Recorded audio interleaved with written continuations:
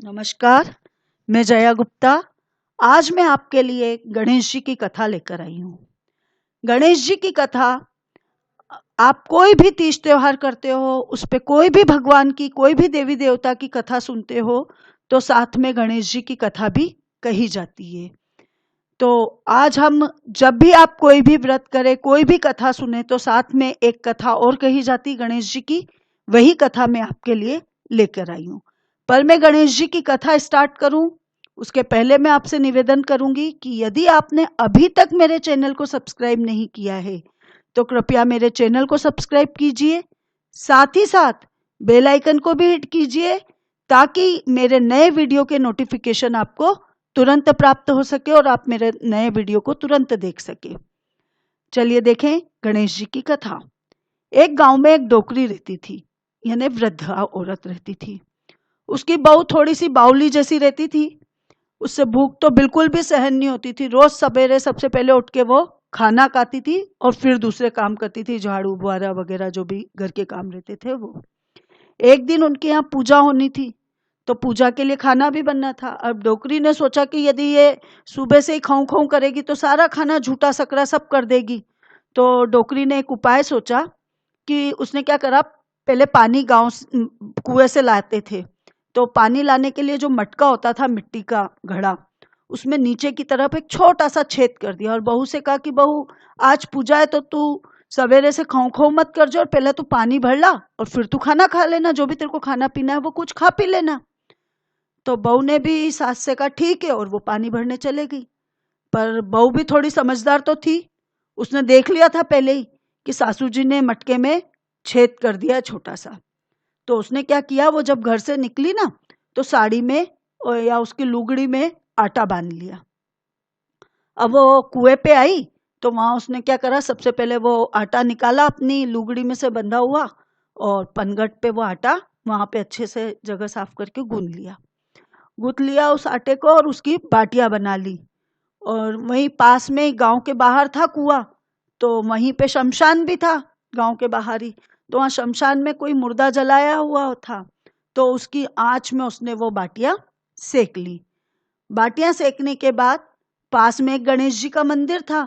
मंदिर में भी गणेश जी के किसी ने चोला चढ़ाया था, तो गणेश जी की तोन पे घी लगा हुआ था, तो उसने उस घी से बाटियां चौपड़ चापड़ के एक बाटी का भोग तो गणेश जी को लगा दिया, और वो बाटी उसने खा ली।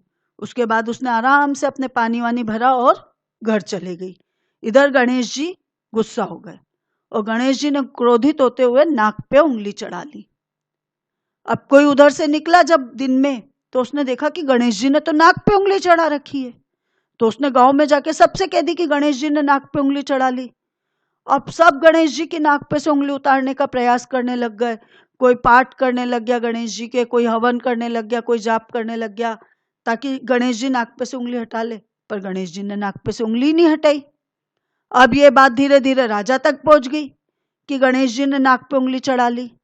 तो राजा ने बड़े बड़े पंडित, ज्योतिष वगैरह सब बुलवा लिए, उन्होंने पंचांग देख लिए, सब कर लिया, पर उन्होंने भी हवन कर लिए, उन्होंने भी जाप कर लिए, पर वे भी गणेश जी की नाक पे से उंगली नहीं हटा पाए।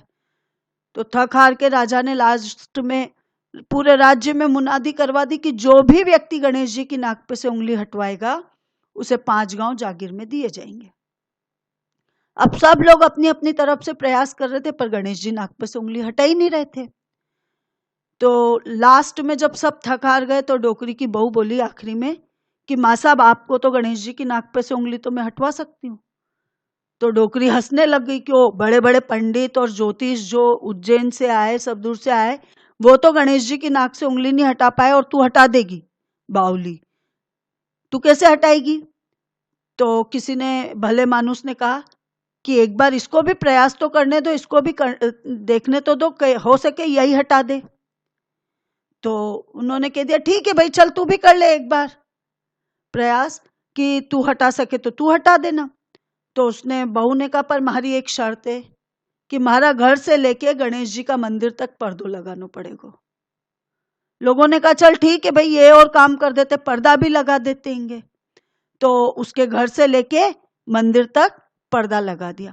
अब बहू ने तो क्या किया कि वो जब निकली ना घर से, तो अपने घाघरे में पहले पेटीकोट की यानी घाघरे बोलते थे पेटीकोट को, वो थोड़े चौड़े होते थे घेर वाले, उसमें उसने तो मोगरी जिससे कपड़े कूटते कपड़े धोते वक्त, धोना भी बोलते उसको, वो धोना छुपाकर और मंदिर में ले गई।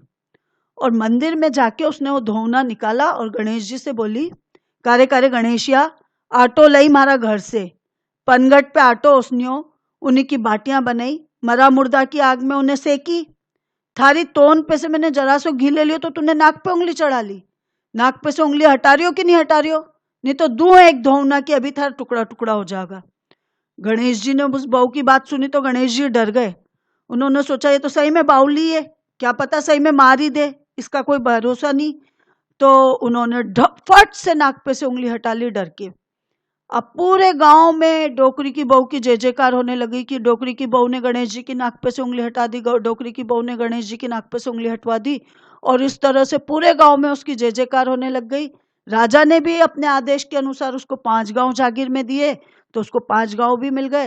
हे गणेश जी महाराज, जैसा उन्हीं डोकरी की बहू के टूटिया वैसा सबके टूट जो, कथा अधूरी हो तो पूरी कर जो और पूरी हो तो मान कर जो। जय श्री कृष्ण, धन्यवाद। यदि आपको मेरा ये वीडियो अच्छा लगा हो तो इसे लाइक करो। आपने मेरे चैनल को यदि अभी तक सब्सक्राइब नहीं किया है तो मेरे चैनल को सब्सक्राइब करो, साथ ही साथ बेल आइकन को भी हिट करो ताकि मेरे नए वीडियोस के नोटिफिकेशन आपको तुरंत प्राप्त हो जाए। धन्यवाद।